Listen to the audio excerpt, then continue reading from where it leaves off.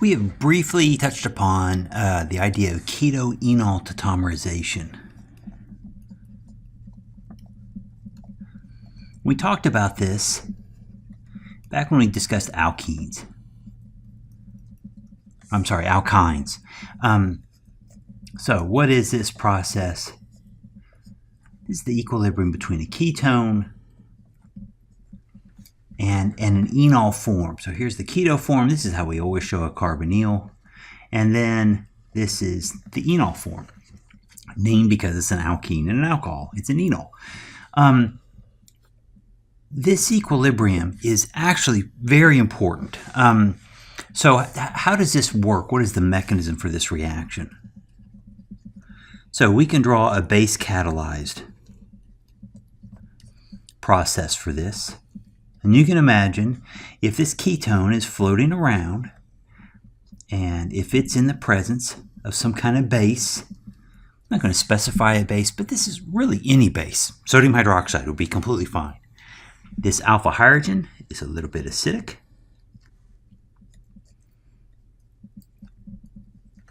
This gives us an enolate. This enolate is, I tend to favor this particular resonance form of the enolate. But many people disagree with me and feel it's better to emphasize this resonance form.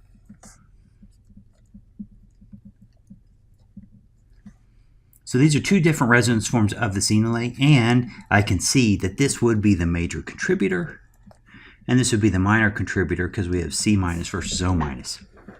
But if we think of this right-hand resonance form, and we reprotonate, and since we use B minus, I'm going to use HB as our acid.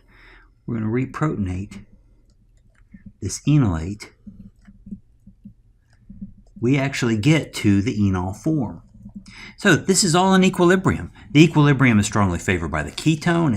It's about going to the top of the screen, it's about 1,000 to 1 ratio of these two. But this is an equilibrium. So anytime you have ketone present, you're going to have a little bit of the enol present, very little bit, and that process can be facilitated, made into a faster reaction through the presence of a base catalyst.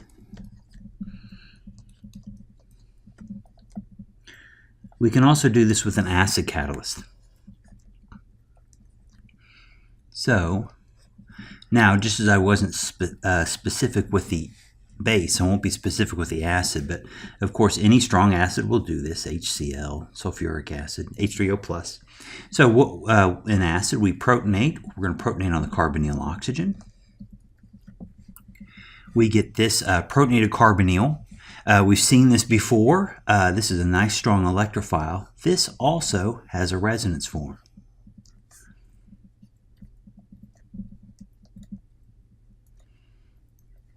Now, in terms of resonance, we'd say this is the major. The one on the left is the major.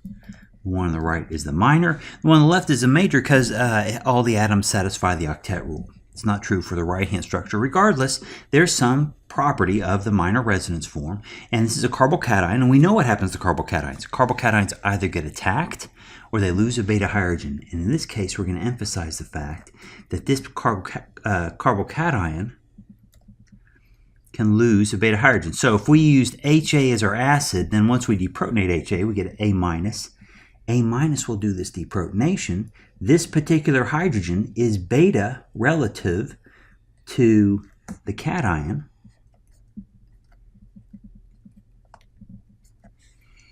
And this process ends up giving us access through this mechanism to the enol tautomer. So keto-enol tautomerization, it occurs under all conditions, even neutral conditions, but the rate at which you reach that equilibrium is accelerated under either basic conditions or acidic conditions. And we're going to find out that forming the enol form under acidic conditions is going to play a role in very many reactions that we're going to see in the upcoming videos.